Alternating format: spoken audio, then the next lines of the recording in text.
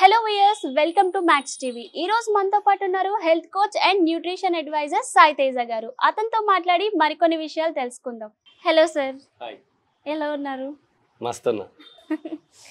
ఈ మధ్య మనం చూస్తున్నాం, చిన్న పెద్ద తేడా లేకుండా ప్రతి ఒక్కరు జిమ్కి వెళ్తున్నారు. సో జిమ్ ఎక్కువ చేయడం వల్ల హార్ట్ స్ట్రోక్స్ వస్తున్నాయి అన్నారు. దీని మీద మీ అభిప్రాయం ఏంటి? యాక్చువల్లీ జిమ్ చేయడం వల్ల మనకు చాలా హెల్త్ బెనిఫిట్స్ ఉంటాయి, అది మనందరికి తెలిసిందే. కాకపోతే హార్ట్ స్ట్రోక్ రావడానికి నెంబర్ ఆఫ్ రీజన్స్ ఉంటాయి. దాంట్లో ఫస్ట్ ప్రధాన కారణం వచ్చేసి వాళ్ళకి జెనెటిక్ ఏమన్నా ఉందో చూసుకోవాలి. సో జెనెటిక్ ఫ్యాక్టర్ వల్ల కొందరికి హార్ట్ స్ట్రోక్ ఎక్సర్సైజ్ చేసినా చేయకపోయినా వస్తుంది. సెకండ్ థింగ్ ఏంటంటే ప్రాపర్ వార్మప్ హీటప్ లేకుండా డైరెక్ట్ ఎక్సర్సైజెస్ చేయడం వల్ల మనం చాలామందిని చూస్తాము, డైరెక్ట్ వచ్చేసి వార్మప్ చేయకుండా ట్రెడ్మిల్ మీదకి ఎక్కి 10 స్పీడ్లో 9 స్పీడ్లో పరిగెత్తడం చూస్తుంటాం. వార్మప్స్ చేయకుండా డైరెక్ట్ గా జిమ్ ఐటమ్స్ స్టార్ట్ చేస్తే కరెక్ట్. సో ప్రాపర్ వార్మప్ కానీ బాడీని హీటప్ చేయకుండా డైరెక్ట్ గా వెళ్ళి వర్కౌట్ చేయడం కానీ, సడన్ గా HIIT వర్కౌట్ చేయడం కానీ, హెవీ వర్కౌట్ చేయడం కానీ దీనివల్ల రావచ్చు. And third and important factor వచ్చేసి ఇవాళ రోజుల్లో ఉన్న స్ట్రెస్ ఫ్యాక్టర్స్ వల్ల సరిగ్గా న్యూట్రిషియస్ ఫుడ్ తీసుకోకుండా స్ట్రెస్ ఎక్కువ ఉండి స్లీప్ తక్కువ ఉండడం వల్ల కూడా రెగ్యులర్గా ఇలాంటి వాళ్ళు ఎక్సర్సైజ్ చేయడం వల్ల కూడా వాళ్ళకి హార్ట్ స్ట్రోక్ వచ్చే ఛాన్సెస్ ఉంటాయి. ఓకే, మరి వెయిట్ లాస్ కి ఎటువంటి టెక్నిక్స్ ఫాలో అవ్వాలి? రైట్.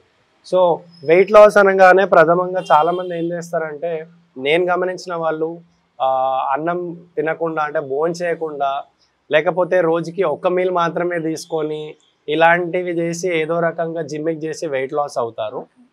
ఇలా కాకుండా ప్రాపర్ న్యూట్రిషన్ తీసుకుంటూ స్ట్రెంత్ ట్రైనింగ్ అండ్ కార్డియో చేయడం వల్ల నెలకి ఒక 2 to 3 kgs తగ్గినా కూడా వాళ్ళు హెల్తీ వెయిట్ లాస్ అవుతారు. అంటే యాక్చువల్గా వెయిట్ లాస్ అంటే అందరూ ఏమనుకుంటారు అంటే వాట్ ఎవర్ రైస్ ఉంటుంది చూడు, అది స్కిప్ చేస్తే వెయిట్ లాస్ అయిపోతామని అనుకుంటారు. కానీ that's not the right way అంటారు. నో, అది కంప్లీట్లీ రాంగ్ వే. అంటే మనం తినాల్సిన న్యూట్రిషన్ మనం ఇవ్వకుండా వెయిట్ లాస్ అవుతే అది వెయిట్ లాస్ అవ్వదు, బాడీలో ఉండే మసిల్ లాస్ అయిపోయి వాళ్ళు వీక్గా అవుతారు.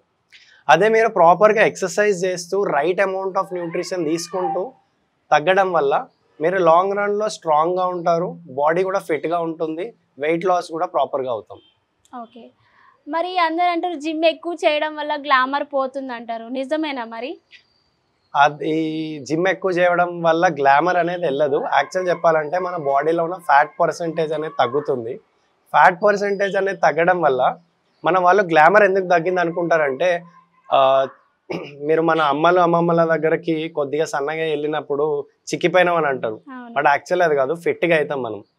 సో బేసికలీ మన బాడీలో ఫ్యాట్ పర్సెంటేజ్ తగ్గి ఇంకా బెటర్గా అవుతాం, కానీ గ్లామర్ తగ్గుతుంది అనేది ఏం లేదు. మీరందరూ విరాట్ కోహ్లీని చూసే ఉంటారు, తన పర్ఫార్మెన్స్ పెరిగింది.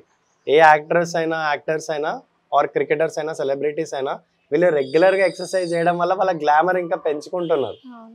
అంటే హెవీగా, రైట్. అంటే ఇప్పుడు జిమ్ కి మేబీ 1 hour చేస్తే చాలు, అలా కాకుండా డైలీ మార్నింగ్ ఈవినింగ్ కంటిన్యూస్ గా చేస్తూనే ఉంటారు కదా కొంతమంది. అంటే ఎక్కువ చేయడం వల్ల గ్లామర్ పోతుంది అంటారు కదా. అలా చేయకూడదండి, ఎక్కువ చేయకూడదు. మన బాడీకి ఎంత అవసరమో అంత వర్కౌట్ చేయాలి. For example, if someone is into sports or any kind of physical activity, వాళ్ళ బై నేచర్ వాళ్ళ జాబ్ ఉంటే వాళ్ళు 2 hours వరకు వర్కౌట్ చేస్తారు డైలీ. బట్ జనరల్గానైతే మనకి కావాల్సింది 1 hour or 45 minutes to 1 hour is the right amount of workout time. అది చేస్తే మాత్రం గ్లామర్కి ఎటువంటి ఇబ్బంది ఉండదు, మన జనరల్ ఫిట్నెస్ కూడా బాగుంటుంది, మన లాంగిటివిటీ కూడా ఉంటుంది బాడీకి. ఓకే, ఇప్పుడు స్ట్రెస్ ఎక్కువ ఫీల్ అవుతారు కదా ఈ మధ్యన, అందరూ ఎక్కువ వర్క్స్ చేస్తున్నారు. స్ట్రెస్ రిలీఫ్కి జిమ్ అవసరం అంటారా? అఫ్ కోర్స్ అండి. బేసికలీ సైన్స్ ఏం చెప్తుందంటే, మనం ఎక్సర్సైజ్ చేయడం వల్ల మనకు చాలా స్వెట్ వస్తుంది, దాంట్లో మన బాడీలో ఉన్న ఇంప్యూరిటీస్ అన్ని బయటికి వెళ్తాయి. At the same time workout చేయడం వల్ల మనకి హ్యాపీ హార్మోన్స్ రిలీజ్ అవుతాయి బాడీలో. దానివల్ల ఏమవుతుందంటే స్ట్రెస్ లెవెల్స్ అనేవి ఆటోమేటిక్గా తగ్గుతుంది. మీకు ఇంకా క్లియర్గా చెప్పాలంటే, మన బాడీలో స్ట్రెస్ పెరిగితే కార్టిసాల్ లెవెల్స్ అనేవి పెరుగుతాయి. ఎక్సర్సైజ్ చేయడం వల్ల కార్టిసాల్ లెవెల్స్ తక్కువ అవుతున్నాయి, సో హ్యాపీ హార్మోన్స్ అనేవి పెరుగుతాయి. సో ఆటోమేటిక్గా మన బాడీ అనేది స్ట్రెస్ అనేది తక్కువ అవుతుంది. అంటే కైండ్ ఆఫ్ వర్కౌట్ చేయడం వల్ల స్ట్రెస్ రిలీఫ్ టెక్నిక్ అని కూడా మనం చెప్పొచ్చు. ఓకే, ఇప్పుడు జిమ్ చేసే వాళ్ళు ఎటువంటి డైట్ తీసుకోవాలి? రైట్. సో జిమ్ చేసే వాళ్ళు ఎటువంటి డైట్ తీసుకోవడం కంటే కూడా అసలు వాళ్ళ గోల్స్ ఏంటి దాన్ని బట్టి డైట్ తీసుకోవాలి. ఫర్ ఎగ్జాంపుల్, కొందరు ఫ్యాట్ లాస్ కోసం వస్తున్నారు, వెయిట్ లాస్ అని అనొద్దు, ఎప్పుడైనా ఫ్యాట్ లాస్ అనాలి. సో కొందరు ఫ్యాట్ లాస్ కోసం వస్తున్నప్పుడు వాళ్ళకి కొద్దిగా క్యాలరీ డెఫిసిట్ ఉంటుంది. డెఫిసిట్ అంటే ఏదైనా తక్కువ చేయాలని కాదు, మన ప్లేట్లో proteins, carbohydrates, fibre, vitamin, minerals ఇవన్నీ ఉంటున్నాయి, కానీ కొద్దిగా క్వాంటిటీ తక్కువ చేస్తున్నాం అంతే. సో అదే weight gain or muscle gain చేయాలి అనుకునే వాళ్ళకి ఇదే క్వాంటిటీ ఉంటుంది, protein, fibre, carbohydrates, fats, vitamin, minerals అన్ని మీల్ ప్లేట్లో ఉంటూ వాళ్ళు కొద్దిగా క్వాంటిటీ ఎక్కువ తీసుకుంటూ నెంబర్ ఆఫ్ మీల్స్ పెంచుకుంటారు. అంటే తక్కువ meals more number of times, అంటే 5 to 6 meals a day with small amounts. దీనివల్ల వెయిట్ గెయిన్ అవుతారు. సో జిమ్ కి వచ్చే ముందు మన గోల్ ఏంటి అనేది తెలుసుకొని దాన్ని బట్టి మనం డైట్ ప్లాన్ చేసుకుంటే మన గోల్ కి యాప్ట్ ఉంటుంది. ఇప్పుడు లేడీస్ అండ్ జెంట్స్ ఇద్దరు చేస్తున్నారు జిమ్, వాళ్ళిద్దరికి జిమ్ లో డిఫరెన్స్ ఏమైనా ఉంటుందా? డెఫినెట్లీ అండి. బేసికలీ మెన్ కి ఉమెన్ కి బాడీలో హార్మోన్స్ అనేవి డిఫరెంట్ ఉంటాయి. సింపుల్ గా చెప్పాలంటే మెన్ కి టెస్టోస్టెరాన్ లెవెల్స్ అనేవి ఎక్కువ ఉంటుంది, ఉమెన్ కి టెస్టోస్టెరాన్ లెవెల్స్ తక్కువ ఉంటుంది. సో ఇద్దరికి వ్యత్యాసం ఉంటుంది వర్కౌట్స్ లో. బట్ మెన్ ఏంటంటే బేసికలీ మసిల్ మాస్ ఎక్కువ ఇంప్రూవ్ చేయొచ్చు వర్కౌట్స్ చేయడం వల్ల, వాళ్ళ bone density, muscle mass improve అవుతుంది. ఉమెన్ కి ఏంటి అని అంటే జనరలీ ఫ్యాట్ పర్సెంటేజ్ మెన్ కంటే ఎక్కువ ఉమెన్ కు ఉంటుంది. సో వాళ్ళు ఎక్సెసివ్ గా బాడీలో ఫ్యాట్ స్టోర్ చేయకుండా రెగ్యులర్ ఎక్సర్సైజెస్ చేయడం వల్ల వాళ్ళు కూడా ఫిట్ గా ఉంటారు. అండ్ చాలా మంది నన్ను జనరల్ గా అడుగుతుంటూ ఉంటారు, ఉమెన్ వర్కౌట్ చేయడం వల్ల ఏమైనా మసిల్స్ బయటికి వస్తాయా లేకపోతే మెన్ లాగా అవుతారా అని అంటారు, కానీ అది అస్సలు అవ్వదు. ఇందాక నేను చెప్పినట్టు టెస్టోస్టెరాన్ లెవెల్స్ అనేవి ఉమెన్ కి తక్కువ ఉంటుంది. సో మనందరం చూస్తూనే ఉంటాం, సెలబ్రిటీస్ లైక్ సమంత గానీ, రష్మిక గానీ వీళ్ళందరూ ఎక్సర్సైజ్ చేస్తుంటారు, but they never become like body builders. So fit గా ఉంటారు, చాలా కాన్ఫిడెంట్ గా ఉంటారు. సో మెన్ అండ్ ఉమెన్ కి కొద్దిపాటు తేడా ఉంటుంది వర్కౌట్స్ లో. అంటే మెన్ కొద్దిగా ఎక్కువ లిఫ్ట్ చేయొచ్చు, ఉమెన్ కొద్దిగా తక్కువ లిఫ్ట్ చేస్తూ రెగ్యులర్ గా వర్క్ చేయడం వల్ల వాళ్ళ హెల్త్ కూడా ఓవరాల్ గా బాగుంటుంది. ఇప్పుడు మనం చూస్తున్నాం కదా, ఇప్పుడు మీరు ఎవరైతే బాడీ బిల్డింగ్ అన్నారు, మెన్స్ ఒకలాగా ఉంటారు, అమ్మాయిలు కూడా జిమ్ చేస్తారు, కాకపోతే లైక్ పెద్ద బాడీ బిల్డర్స్ లాగా అవ్వరు. బట్ కొంతమంది ఉంటారు కదా, లైక్ అమ్మాయిలు కూడా బాడీ బిల్డింగ్ లైక్ ఫుల్ మజల్తో కొంతమంది ఉంటారు కదా, వాళ్ళు ఎలా గెయిన్ అవుతారు? అంటే ఇక్కడ నెంబర్ ఆఫ్ వేరే ఉంటాయి కదా అబ్బాయిలకి. ఇక్కడ నెంబర్ ఆఫ్ ఫ్యాక్టర్స్ ఉంటుందండి. అంటే చాలా రేర్ గా మీరు న్యాచురల్ గా ఒక ఉమెన్ బాడీ బిల్డ్ చేసినట్టు అనిపిస్తుంది, అది చాలా రేర్ గా, అది వాళ్ళకి టెస్టోస్టెరాన్ లెవెల్స్ ఎక్కువ ఉంటాయి. ఇక్కడ టెస్టోస్టెరాన్ లెవెల్స్ అస్సలు ఉండవని కాదు, మెన్ లో ఉమెన్ లో ఇద్దరికి టెస్టోస్టెరాన్ ఉంటుంది, బట్ మెన్ లో ఎక్కువ ఉంటుంది, ఉమెన్ లో చాలా మైన్యూట్ గా ఉంటుంది. వాళ్ళకి కొద్దిగా ఎక్కువ ట్రిగర్ అయినప్పుడు మసిల్ బిల్డింగ్ కొద్దిగా బెటర్ గా ఉంటుంది ఉమెన్ లో. బట్ 99% ఉమెన్ లో ఆ టెస్టోస్టెరాన్ లెవెల్ అనేవి ట్రిగర్ అవ్వవు. మనం కొందరిని చూస్తుంటుంటాం, ఎవరైతే బాడీ బిల్డింగ్ కి వెళ్తుంటుంటారో ఉమెన్ కూడా, వాళ్ళు మాత్రం కొద్దిగా ఎక్స్టర్నల్ టెస్టోస్టెరాన్ తీసుకోవడం కానీ అవి తీసుకొని వాళ్ళు స్టేజ్ మీదకి ఎక్కుతారు. సో వాళ్ళతోని మనం నార్మల్ ఉమెన్ ని కంపేర్ చేయడం రైట్ కాదు. But in general thumb rule ప్రకారం అయితే ఉమెన్ అనేది వాళ్ళ బాడీ మస్క్యులర్ గా అవ్వడానికి డిజైన్ అవ్వలేదు సిస్టమ్ అలా.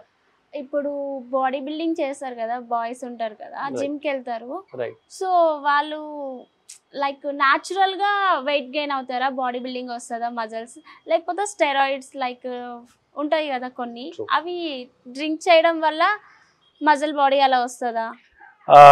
యాక్చువల్ గా చెప్పాలంటే టు బి ఆనెస్ట్, ఇవాళ రోజున బాడీ బిల్డింగ్ చేసే 99% మంది ఎక్స్టర్నల్ హార్మోన్స్ అంటే స్టెరాయిడ్స్ లాంటివి తీసుకుంటున్నారు.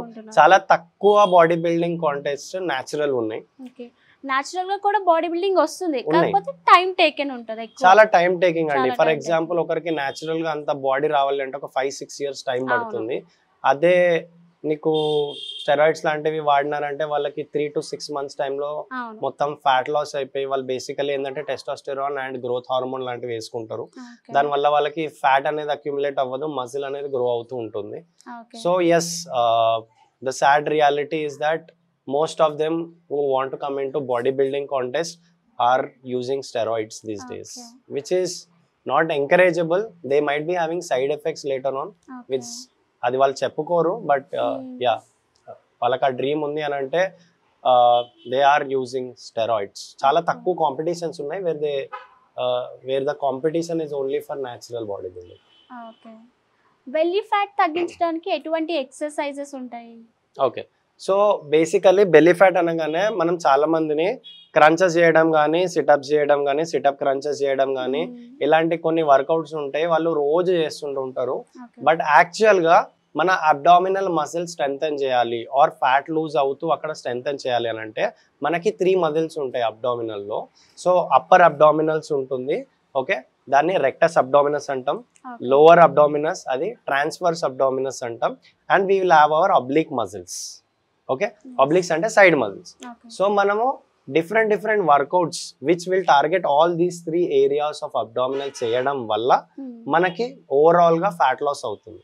And second and most important point ఏంటంటే మనకి అబ్డామినల్లో ఫ్యాట్ లాస్ అవ్వాలి ఆర్ అబ్డామినల్ షేప్ ప్రాపర్గా రైట్గా తెచ్చుకోవాలి అంటే మనం డైలీ ఓన్లీ అబ్డామినల్ వర్కౌట్ చేస్తే సరిపోదు. యాక్చువల్గా మనం ఓవరాల్ బాడీ ఫ్యాట్ పర్సెంటేజ్ తగ్గించుకోవాలి. సో ఓవరాల్ బాడీలో ఫ్యాట్ పర్సెంటేజ్ తగ్గిస్తే ఆటోమేటిక్గా మనకి అబ్డామినల్ వర్కౌట్స్ చేయకపోయినా కొంతవరకు అయితే ఫ్యాట్ లాస్ అవుతుంది. అట్లా అని చెప్పి చేయొద్దు అని అనట్లేదు. ఇన్ ద ఫస్ట్ ప్లేస్ మనం అబ్డామినల్లో 3 ఏరియాస్ ఆఫ్ అబ్డామినల్ని మనం టార్గెట్ చేస్తూ బాడీలో ఓవరాల్ బాడీ ఫ్యాట్ పర్సెంటేజ్ని తగ్గించుకుంటే ఆటోమేటిక్గా we would be there in shape. Okay, as a health కోచ్గా మీరు ఎక్కువ దేనికి ప్రిఫర్ చేస్తారు? యోగాకి ప్రిఫర్ చేస్తారా, జిమ్కి ప్రిఫర్ చేస్తారా? సో మీరు నన్ను హెల్త్ కోచ్ అని అన్నారు కదా. So basically I tell my self as a health coach because I'm not in to complete gym or నేను ఒకరిని కంప్లీట్ గా జిమ్ చేసే తగ్గాలి లేదంటే జిమ్ చేసే ఫిట్ అవ్వాలి అని నేను అన్నాను. సో ఫిట్నెస్ అంటే 5 కాంపోనెంట్స్ ఉంటాయి, ఇవి చాలా మందికి తెలియదు. సో 5 కాంపోనెంట్స్ ఏంటంటే muscle strength, muscle endurance, cardiovascular endurance, flexibility and body composition. So ఒకరు ఫిట్ గా అవ్వాలి అని అంటే ఈ 5 కాంపోనెంట్స్ ని ట్యాప్ చేయాలి. So muscle strength body weight exercises ద్వారా కానీ, డంబుల్స్ ద్వారా కానీ, రెసిస్టెంట్ బ్యాండ్స్ ద్వారా కానీ మజిల్ స్ట్రెంగ్త్ ఇంప్రూవ్ అవుతుంది. మసిల్ ఎండ్యూరెన్స్ అనేది అండ్ కార్డియోవాస్కులర్ ఎండ్యూరెన్స్ ఇవి రెండు మనం కార్డియో వర్కౌట్స్ అంటే బయట మనం గ్రౌండ్లో కానీ లేకపోతే ఎక్విప్మెంట్ మీద ట్రెడ్మిల్ మీద ఇలాంటి కొన్ని ఎక్విప్మెంట్స్ కానీ లేకపోతే బాడీ వెయిట్ ఎక్సర్సైజెస్ చేయడం వల్ల అంటే కార్డియో ఎక్సర్సైజెస్ చేయడం వల్ల muscle endurance and cardiovascular endurance మనకి పెరుగుతుంది. ఫోర్త్ థింగ్ వచ్చేసి మన ఫ్లెక్సిబిలిటీ. ఎక్సర్సైజ్ చేసే వాళ్ళు చాలా మంది ఫ్లెక్సిబిలిటీ అనే కాంపోనెంట్ ని ట్యాప్ చేయరు. ఫ్లెక్సిబిలిటీ ఎట్లా చేయాలంటే మొబిలిటీ డ్రిల్స్ కానీ, స్ట్రెచెస్ కానీ, మీరు ఎస్పెషల్లీ యోగా అంటారు కదా, యోగాలో చాలా మటుకు మొబిలిటీ అండ్ స్ట్రెచింగ్ పార్ట్ ఎక్కువ ఉంటుంది. అక్కడ కూడా పుషప్స్ ఇవన్నీ చేయడం వల్ల స్ట్రెంత్ బిల్డ్ చేయొచ్చు. అండ్ 5th కాంపోనెంట్ వచ్చేసి మన బాడీ కాంపోజిషన్. నేను ఇందాక చెప్తుండే బాడీ ఫ్యాట్ తగ్గించుకోవాలి, వెయిట్ లాస్ కాదు ఫ్యాట్ లాస్ కావాలి. బాడీ కాంపోజిషన్ అంటే ఏంటంటే ఇప్పుడు 2 పర్సన్స్ ఉన్నారు, ఏ అండ్ బి. ఏ అనే పర్సన్ ఫ్యాట్ ఎక్కువ ఉండి 70 kgs ఉన్నాడు. బి అనే person muscle mass, bone density, water mass, fat కూడా అన్ని కలిపి 70 kgs ఉన్నాడు. సో ఆబ్వియస్లీ రేపటి రోజున ఎలాంటి ఇన్సిడెంట్ అయినా స్ట్రాంగ్ గా ఉండేది బి అనే పర్సన్. మెటబాలిజం హై ఉండి ప్రాపర్ గా ఫిట్ గా ఉండే పర్సన్ బి అనే person. So 5th component body composition అంటే ఏంటంటే what are we made up of. దీనికోసం న్యూట్రిషన్ అండ్ రెగ్యులర్ ఎక్సర్సైజ్ చేయాలి. సో నేనేమంటానంటే మీరు అడిగిన ప్రశ్నకి ఎవరైతే ఈ 5 కాంపోనెంట్స్ ని ట్యాప్ చేస్తారు either through yoga or through exercise or through pilates or through any form of exercise they will definitely be overall fit. So ఇప్పుడు మనము ఇంట్లో వర్కౌట్ చేసేటప్పుడు upper body, mid body, lower body split ఎలా చేయాలో కొన్ని workouts ద్వారా చూస్తాం. సో ఫస్ట్ నేను అప్పర్ బాడీని ఎలాంటి మజిల్స్ అంటే చెస్ట్, షోల్డర్, బ్యాక్ అండ్ ఆర్మ్స్ని డిఫరెంట్ వర్కౌట్స్ ద్వారా నేను ట్యాప్ చేస్తాను. సో ఫస్ట్ మనం చేయబోయే ఎక్సర్సైజ్ పుషప్స్.